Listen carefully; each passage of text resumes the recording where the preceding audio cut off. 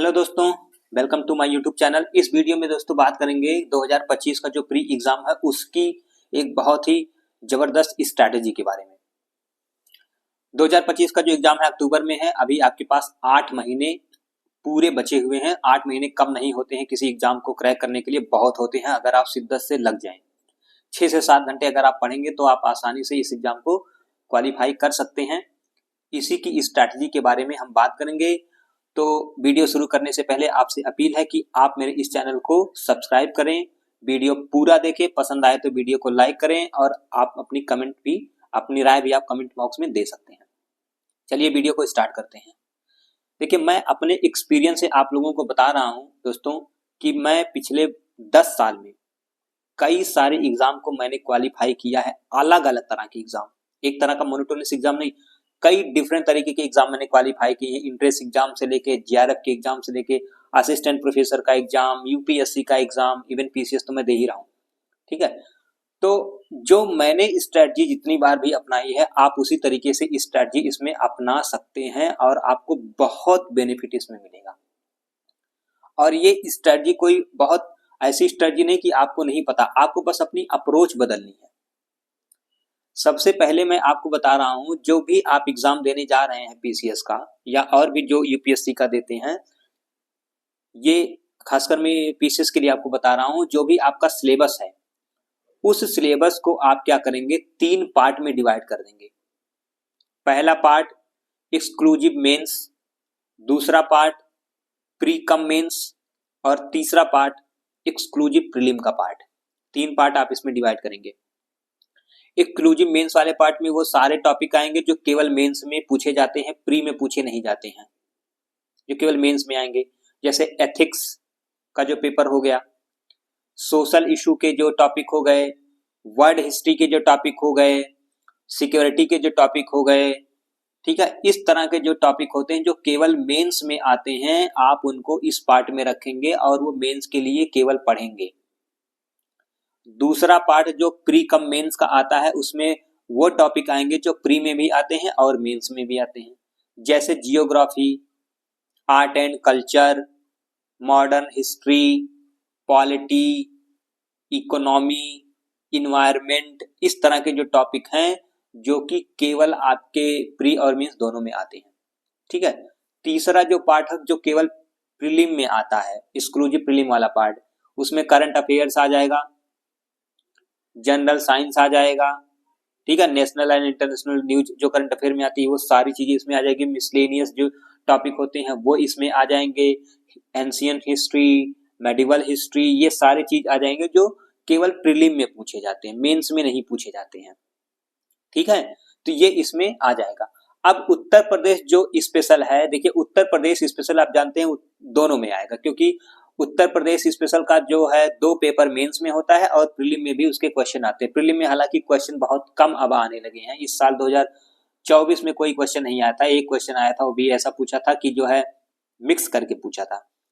तो हालांकि जब आप यूपी का पढ़ेंगे तो ज्यादातर वो मेंस के पॉइंट ऑफ व्यू से उसको पढ़िएगा, प्रीलिम में उसके क्वेश्चन बहुत कम आते हैं और जो भी आते हैं आई थिंक वो करंट अफेयर में कवर हो जाएंगे। ठीक है, तो ये पहले तो 3 पार्ट आप उसको डिवाइड कर लीजिए। अब आप इनको कैसे कैसे पढ़ेंगे, देखिए सबसे पहले आप दूसरा पार्ट पढ़ेंगे प्रीलिम कम मेंस का। उसमें क्या है कि आप प्रीलिम और मेंस की जो टॉपिक है एक साथ तैयार कर लेंगे। ठीक है, आपको फायदा हो जाएगा। ये आपको 3 महीने के अंदर खत्म कर लेना। 3 महीने दोस्तों कम नहीं होता है, अगर आप अच्छे से पढ़ेंगे तो 3 महीने में आपका कवर हो जाएगा। पॉलिटी भी कवर हो जाएगा, ज्योग्राफी के टॉपिक भी कवर हो जाएंगे, हिस्ट्री के टॉपिक भी कवर हो जाएंगे। ठीक है, हालांकि थोड़ा सा मेहनत करके आपको पढ़ना पड़ेगा, लेकिन 3 महीने में आप टारगेट रखिए कि 3 महीने में जो प्रीलिम और मेंस के जो कॉमन टॉपिक है उनको खत्म कर लेना है।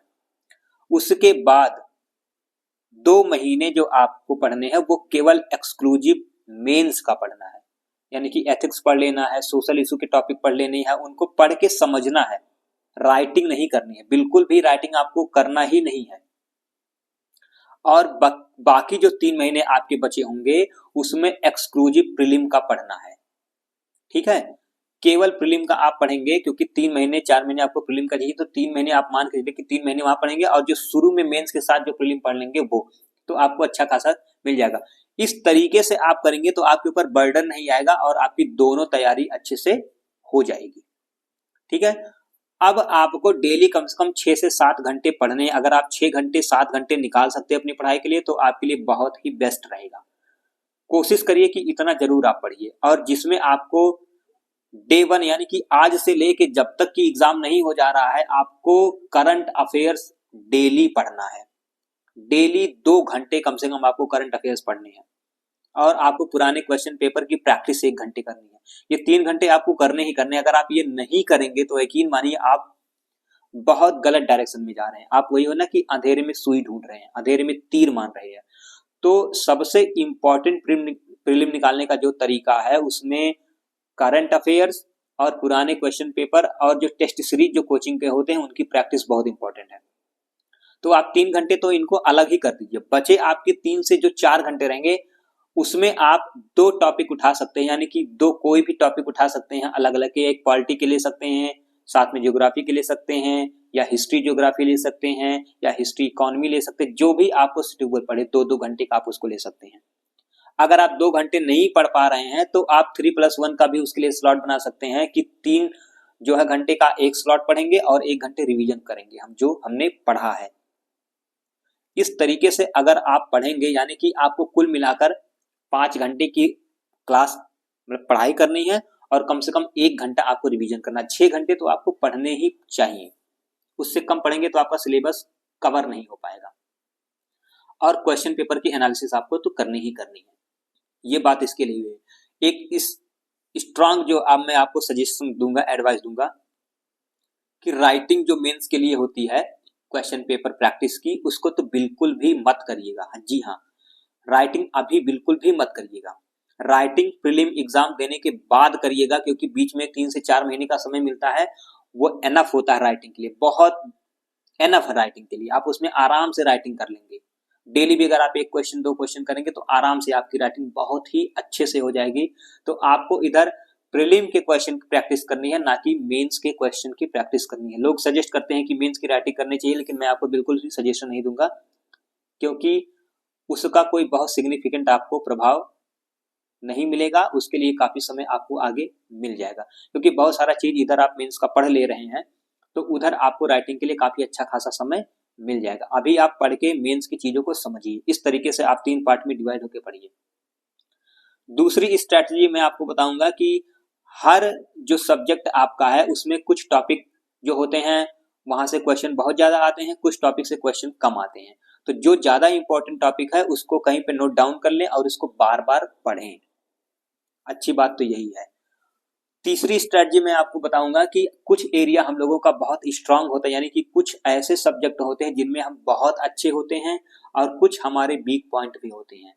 तो जो आपका स्ट्रांग पॉइंट है कोशिश करिए वहां से तो बिल्कुल क्वेश्चन जो भी आए उनको तो करके ही सही करके ही जाना है। 80 से 90% उसकी एक्यूरेसी रेट आप जरूर रखिए। अगर 10 क्वेश्चन पूछ रहा है आपके रिलेटेड एरिया से जिसमें आपको लगता है कि मैं इसमें बहुत अच्छा कर सकता हूं, तो 8-9 क्वेश्चन आप जरूर उसमें एक्यूरेसी अपनी रखिए सही करने की। और जो आपका एरिया वीक है उसमें एवरेज पढ़िए, वहां से कुछ क्वेश्चन आप जरूर गेन कर लीजिए, जो है जो एवरेज क्वेश्चन आएंगे जो बहुत ज्यादा टफ नहीं रहेंगे। अगर ये अप्रोच अपना के पढ़ाई करेंगे तो यकीन मानिए आपका एग्जाम निकलने से कोई नहीं रोक पाएगा।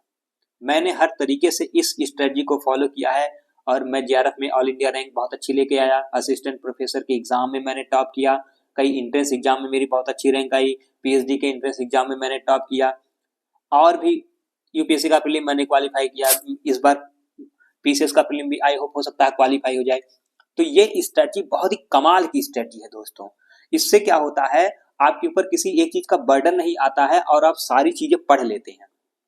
ठीक है, आप ये करके देखेंगे 1 महीना तो बहुत ही जबरदस्त आपके अंदर परिवर्तन आएगा। और सबसे बड़ी चीज है कि आप इसके लिए बिल्कुल भी टेंशन में नहीं आएंगे, ना स्ट्रेस में आएंगे, क्योंकि आपकी दोनों की आप देखेंगे तैयारी साथ साथ चलती रहेगी। आप एक्सक्लूसिव अगर करके पढ़ेंगे एक एक चीज को तो आप फिर दिक्कत में पड़ जाएंगे। अगर आप ऐसा सोचेंगे पहले प्री का दे लेता हूँ 8 महीने पढ़ के फिर मेंस जाके पढ़ूंगा 3 महीने में सारा चीज कवर कर लूंगा, वो स्ट्रेटजी बिल्कुल भी गलत है। वैसे आप उसको फॉलो मत करिएगा। तो कोशिश यही करिए कि प्रीलिम का भी कुछ कुछ पार्ट पढ़िए और मेंस का भी साथ में कुछ पार्ट पढ़िए। उसके लिए आपको एनालिसिस करनी पड़ेगी कौन सा पार्ट मेंस का केवल है, कौन सा दोनों का है और कौन सा केवल प्रीलिम का है।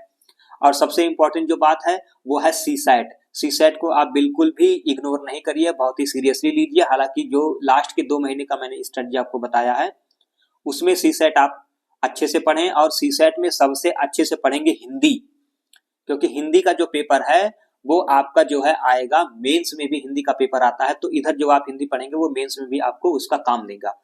बचा एसए, एसए तो आपको बिल्कुल कुछ करना ही नहीं है अभी, प्रीलिम के एग्जाम के बाद एसए आप उसकी प्रैक्टिस करेंगे, तो एसए वगैरह के बारे में अभी बिल्कुल भी मत सोचिए, राइटिंग के बारे में अभी बिल्कुल भी मत सोचिए, ना करिए। अभी आप केवल अपना बेस मजबूत करिए, अपना कॉन्सेप्ट क्लियर करिए और अपनी नॉलेज बढ़ाइए। फिर उसको जब अप्लाई करना होगा तो प्रीलिम का एग्जाम देने के बाद उसको अप्लाई करिएगा, राइटिंग खूब सारा करिएगा, ठीक है।